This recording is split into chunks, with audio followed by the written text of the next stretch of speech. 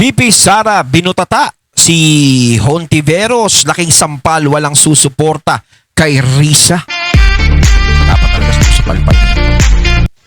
Ayan, syempre itong balitang ating matutunghayan ngayon ay nagmula kay Robin Sweet News. At syempre ito po ang inyong lingkod na si BT na magbibigay ng reaksyon at komento dito sa video na ating matutunghayan ngayon.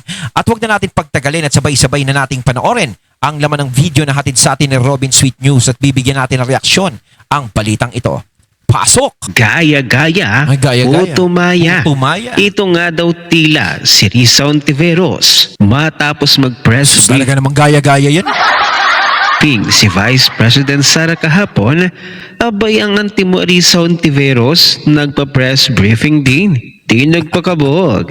Tapos nakaitim din siya, no? Talagang ginagaya si VP Sara. Pati yung pagganyan-ganyan niya, no? Baka daw pag ginaya niya, iboto siya ng tao. Baka mamaya mamalikmata ang tingin sa kanya si Sara Duterte. Pero wrong move nga daw ang ginawa ni Risa Hontiveros. Dahil wala pang ang United Opposition, abay siya na ang nagvo-volunteer magdesisyon. Ayan kasi, ang Lasa nagagawa kumpiyansa ng sa sarili. walang index card. Bakit nga ba wrong move itong si Hontiveros?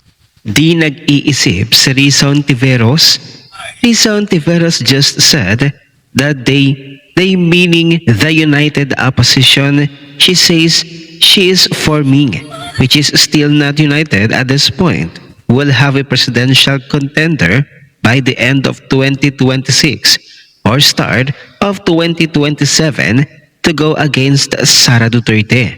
She just fired again on the race to second spot without thinking of the consequences of giving that ultimatum. Wrong move, Madam Chair. Una sa lahat, hindi naman siya leader nila para siya mag-spokesperson for them.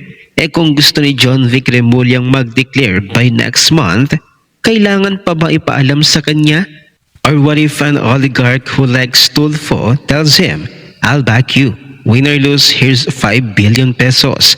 Kailangan ni Tulfo magpaalam kay Risa? Leader siya nila? Risa Sa Hontiveros. totoo lang, itong taong to, no? Pati yung hindi ko naman... Talagang kumpiyansa siya sa sarili niya na buong akala niya na talagang iboboto siya ng taong bayan. Hindi niya ba naisip sa sarili niya na parang pasang-awa lang yung pagkakapanalo niya bilang senador? Kasi nga, di ba, hindi naman siya, kulelax din siya eh. Nasa mababa naman siya eh. Hindi naman siya top 5, hindi naman siya top 4. Di ba? Kumbaga parang mananalo akong presidente sa 2028. Sigurado akong maraming boboto sa akin. Sigurado akong maraming galit sa mga Duterte dahil isa ako sa mga bumabanat sa Duterte at hindi nila ako makakalimutan. Parang ganun. Parang ganun yung tingin mo na buong akala mo sa sarili mo na maraming nasusuklam sa mga Duterte. At isa ka sa mga bumabana talaga sa mga Duterte. Hindi mo alam na parang baliktad ang sitwasyon na sa'yo ang mas maraming nagagalit sa ginagawa mo sa mga Duterte. Kita mo naman sa mga survey, hindi ka ba nanonood? Napakababa po ng inyong survey. Nasa 2%, 1%. Samantalang kay VP Sara, napakataas. Doon pa lang kung nakikita mong mababa ka na, dapat doon pa lang mag-isip-isip ka na eh. Diba? This is bida-bida in a way that will grate at their nerves, especially because among all presidential contenders, she's the one that's the least liked or has the least chance at winning. Tay sila ni Martin. Wrong move, Risa. Tayo dun sa baba na survey. Dahil wala pang ang United Opposition, ikaw na ang nagvo-volunteer magdesisyon. Wala pa. You are already offending Ayun pa yung people isa. who don't even acknowledge your authority. Kumbaga hindi niya hinihintay sa sarili niyang siya yung piliin. Parang siya na yung nagvo-volunteer, parang inihahain ko na yung sarili ko na ako na lang ang ipanglaban nyo kay Sara Duterte. Ako na lang ang ipanglaban nyo bilang presidente. Sus Maria. Parang tingin mo mas malakas ka pa kay Lenny, ganun. Kabotohan ba kayo nila John Vic na ikaw ang mag-decide kung kailan sila mag-announce? Second reason, wrong move ka, Risa.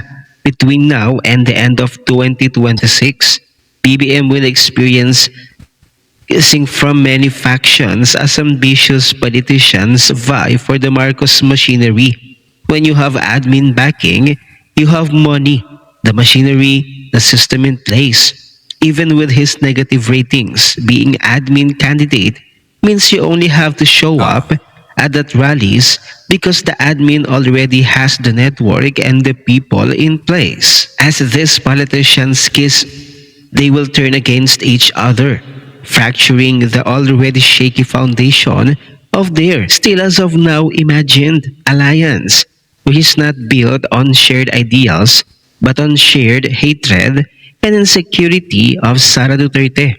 Kung nag-high school ka, dapat alam mong mga ganitong klaseng friendships ang mabilis gumuho at mag-backstaban. Ayan. As these pathetic politicians butter up to BBM, they will naturally and inevitably try to undermine each other. Magpapasaringan yan. Bakit sila ay better? They will try to have the ear of BBM on why they're the best choice. Because of your early pronouncement, Risa, magkakasabwatan at magbabakbaitan yang mga yan. I'm sure as of now, you're already being undermined and backed by many who don't think you can pull even 1/8 of Sara Duterte's vote. Third, So naman. Kung ikukumpara naman sa mga boto ni VP Sara yan, no?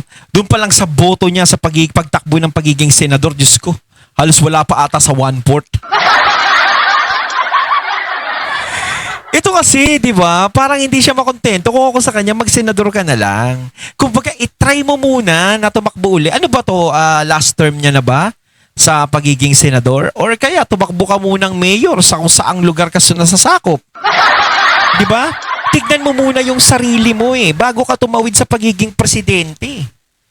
Di ba? Kasi kung tutuusin sa pagiging senador, wala ka naman po masyadong napatunayan. Hindi na kontento yung mga tao sa mga ginagawa mo dahil wala kang ginawa sa buong buhay mo kundi kondenahin ng mga Duterte. Wala nga kaming nakita na ibang ginagawa mo para sa taong bayan. Kailangan lahat related lang sa mga Duterte.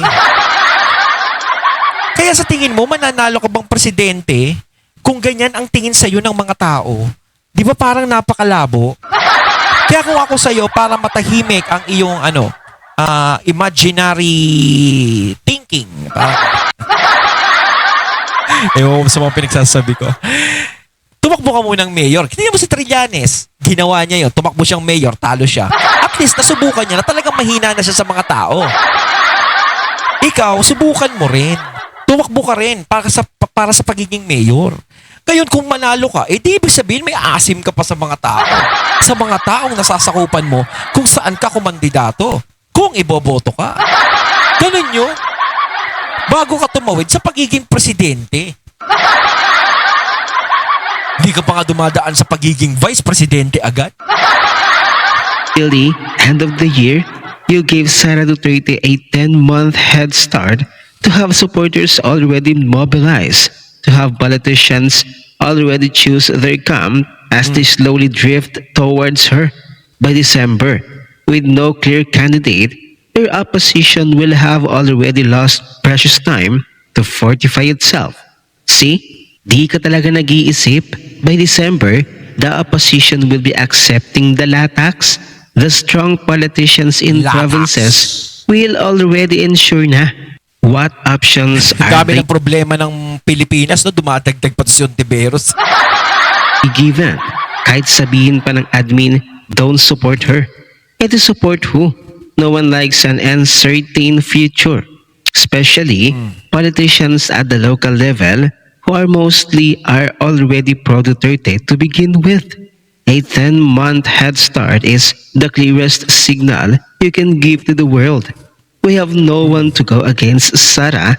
She might as well run uncontested. Fourth, the businessman and contributor Medyo mahaba who yan, fund politicians are noting this. Oh. They won't want to bet on losers. By December, these people have already consulted with many of their major stakeholders. Again, latak. Latak, Unfortunately, many Tingin sa inyo, latak talaga. businessmen and campaign contributors don't bet on you if they think you have zero chance at winning. Fifth, wala Siyempre, kayong kumbaga, kung hahanap sila ng standard barrier, barrier ba? Barrier. Diba? Siyempre, kung hahanap sila ng ganun, pantatapat nila kay VP Sara, siguradong hindi ikaw. Kailangan talaga yung kahit papaano na nasa imahinasyon nila na pwedeng makatapat kay VP Sara. Sino yun? Si Lenny ba yun? awa kay BBM. You are giving politicians 1 year to suck up to him, and when he chooses who his standard bearer is, as he will have to, only one will be happy, the rest will be angry. That's end of Angry. 2026. By 2027, until June 2028, when he steps down, he will have many people disappointed and angry and hurt that he did not choose them. Why put BBM on the spot like that, huh? Alliances will shift in 2027, and with somebody who's already suffering with loss of massive support, you have made BBM even more fragile with his announcement. Sixth, and this Haba nito Hanggang 6th. Ito talaga si Robin Sweet News is the funniest to me because you don't even realize the power of words. By all indications, Sara Duterte is the opposition because Marcos is admin and she's the enemy. By Oh. calling yourselves opposition this early, when you are Paano nila sasabing opposition sila hindi nga nila kinukondina yung administrasyon? Kasi ang opposition, alam natin yan, kinukondina niyan yung administrasyon. Parang administrasyon din sila, hindi naman sila opposition. still aligned with BBM as president, you, John Vic, Nicolas Torre, Tulfo, LOL, you have already acknowledged Sara's dominance and her eventual reign as president. And you're just literally assembling yourselves as her future opposition for 2028. Calling yourselves the united opposition United. against Sara is acknowledging that she will be the Kailangan pa nilang magsama-sama, no? Para matalo si Sara Duterte. administration in 2028. Hay, Risa, isulat mo na lahat to sa index card para magets mo bakit di ka dapat nag-a-announce ng di mo na nag-iisip. Kaya't maging ang kapwa Dilawan Ay, oy. at kakamping na si Leila de Lima ay nataranta na din sa maagang pag-anunsyo ni Vice President Sara na tatakbo ito sa pagkapangulo sa 2028 dahil wala pa naman silang manok, wala pa silang pambato. Paano? Di malapit na yung manok, Panoorin natin ang buong video. Hindi na tayo nagulat Wow. sa pagdedeklara ni VP Sara ng pagtakbo May sa ash pa siya. Pangulo sa 2028. Karap May ano pa. Siyempre, parang Ash Wednesday nung nagsalita siya. Pero gara ng talagang nagsalita siya, talagang meron siyang uling sa natural naman. Pero gara na parang hindi bagay sa kanya, buti hindi siya nagliyab. karapatan naman niyang magdeklara kahit napakaaga. Wow. Tulad ng karapatan din ng mga Pilipino na singilin siya Huh? sa mga seryosong aligasyon ng Aligasyon? katiwalian at paglabag sa Aligasyon? Ano yung sinisingil sa kanya ng mga Pilipino? Parang wala naman akong makitang sinisingil sa kanya ng mga Pilipino Ang sumisingil sa kanya, kayo Diba? Kayong mga nasa posisyon na gusto siyang maalis. Kayong mga nasa posisyon na maaaring masagasaan kung siya'y maging presidente. Diba? Ayan na naman tayo, ginagamit nyo na naman yung sambayan ng Pilipino. Yung salitang mga Pilipino, taong bayan, ayan na naman tayo. Ano pa naman pala? Napanawagan na po natin. Kasi sa totoo lang, kaya siguro malakas ang loob nito na sabihin yung tungkol sa mga kababayan natin, sa mga buong Pilipinas. Kasi di ba nanalo siya parang yung party list or naging congressman siya, di ba? Parang, uy, ang mahal ako ng mga tao, di ba? Binoto ko, naging subukan mo ulit tumakbo sa pagiging senador. Isang try lang. Tignan natin kung mananalo ka. Isang try lang. Buong 2024 pa. Huh? Mas magandang harapin at Sasagutin muna niya ang mga ito Oh. bago ang ambisyon na maging Pangulo Oh. ng Pilipinas. Oh. Yes naman. Eh, yung mga kasama mo. Nagpalagay ka pa ng ash cross dyan sa noo mo. Kaya sabi ko, buti diligliam. Yuka. Ay, naka. Anong sabi mo, Junel? Harapin daw ni Bibi Junel. Inday Sara ang seryosong allegation. Allegation pa naman pala. Hindi mo naman pala napatunayan. Allegation naman pala. yan, Allegation Junel. lang. At hayop ka, gagamitin mo na naman kami Ang mga... gara, no, lahat ng binibintang sa mga Duterte is lahat aligasyon lang. Lahat lang, gawang isip, katang isip. Diba? Pilipino, kailangan daw niyang sagutin ang mga Pilipino. Hoy bruha, hoy demonyita, nasagot na yan ng COA. Oo. Buba ka ba? Nasagot na yan ng COA. Oo. Alam namin ang status ni VP Inday at ng OVP sa COA. Yun. Sold na kami doon. Yun. Ha? Ikaw lang naman yung Tsaka pinatanayan na ng COA. Tama si doon. Si Mr. Chinitong Tisoy. Ayan, si Mr. Lutoka. Tama siya. Na sinagot na ng COA lahat ng aligasyon kay BP Sara tungkol dyan sa mga confidential fund na yan, sa mga ganyan-ganyan. Talagang hindi sila nakukontento, no? Yung mga taong galit kay Sara Duterte, sa mga Duterte. Nangungot dyan.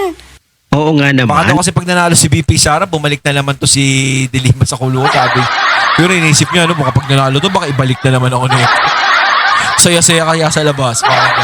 Risa Ontiveros, wala pa naman kayong pambato. Wala pa Oh, naman yan, kayong kulit mo mga raw, manok. Kayong mga dilawan kakamping, ang aga nyo namang iangat ang inyong sarili, hindi ka oposisyon.